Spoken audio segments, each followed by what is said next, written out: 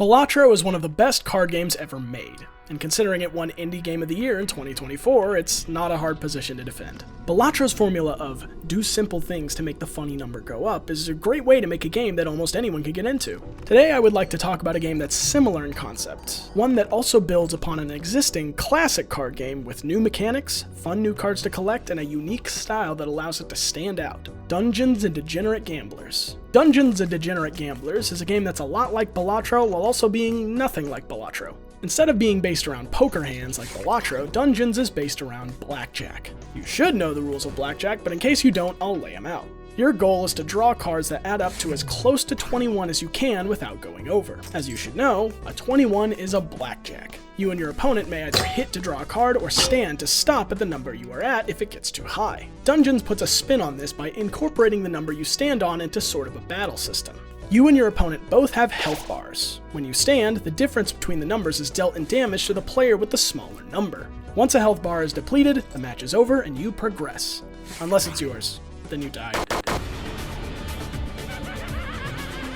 One of the things that makes the game stand out is the deck building element. After each battle and during events, you can add unique cards to your deck. You'll see cards you know well, like the classic bicycle cards, but you also see more unique and mechanically special cards like negative cards, key card, or Gerald from Reveria. There's tons and tons of different cards to collect, so try out different combos and strategies if you can.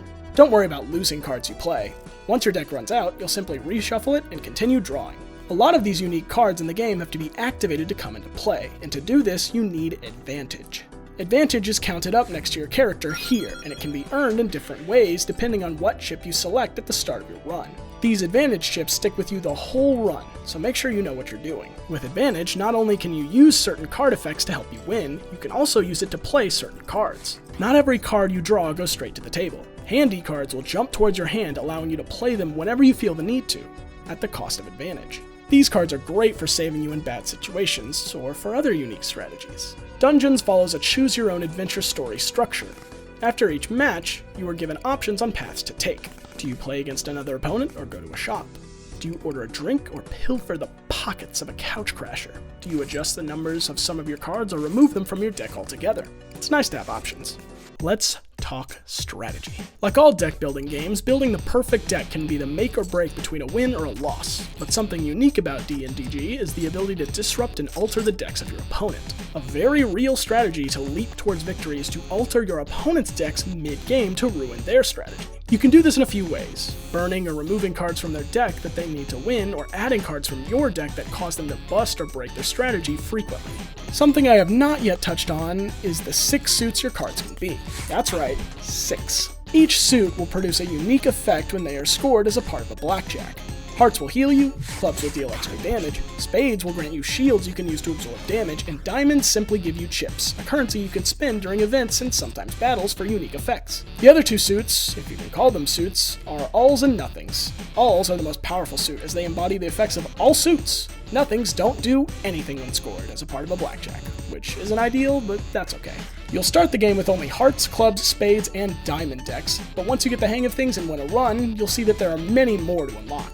In addition to decks, once you start winning runs, you'll be introduced to more difficulties as well as another source of replay value. Think of them like stakes from Balatro if you're familiar. 20! Oh, lucky me. Know my power! Wow, this video isn't long enough. Time to pad the runtime by discussing some cards to look out for.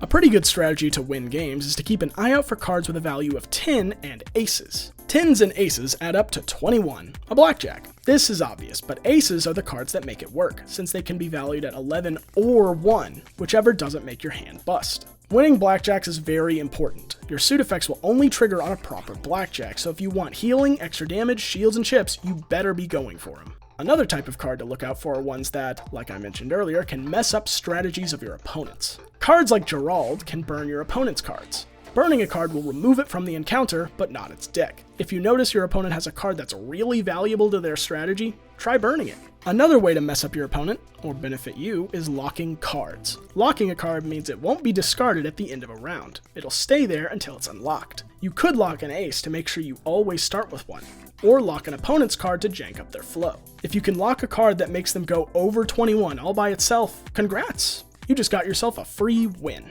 Cards like Keycard and Card Sleeve are good things to look out for if you're interested in locking cards. Tarot cards are some of the most rare and powerful cards. You'll find them at the end of every floor. Some notable ones include the Wheel of Fortune, which grants you a random positive effect when played, and the Sun, which allows you to place any card from your deck on top of the draw pile when played. There also exists reverse tarot cards. Their effects tend to be more remixes and inverse effects of the originals. Another type of cards to look out for are cards that can make your opponent bust. Forcing your opponent to go over the limit of 21 is a fantastic way to win matches. Cards such as Chess Queen, who you can spend advantage on to move to the opponent's side, or Break Limits, which upon being played doubles the value of a played card, are great ways to turn your opponent's 21 into a 0. Foil cards are rare, upgraded versions of existing cards. Most of these cards will now come with the perk that they'll be in your hand at the start of each match, although some foils are more unique and may have different perks. Keep your eye out. There's so many unique cards to use and strategize with. Pie of Clubs, Half of Diamonds, 21 of Hearts, Killer Queen, Dancing Queen, Queen of Music, Queen of Drag, Monterey Jack, Jumping Jack, Trap Card, Jimbo, Get Well Soon card, Birthday card, Social Security card, Squid Game, Throwing card, Wild card, Bat, Credit card.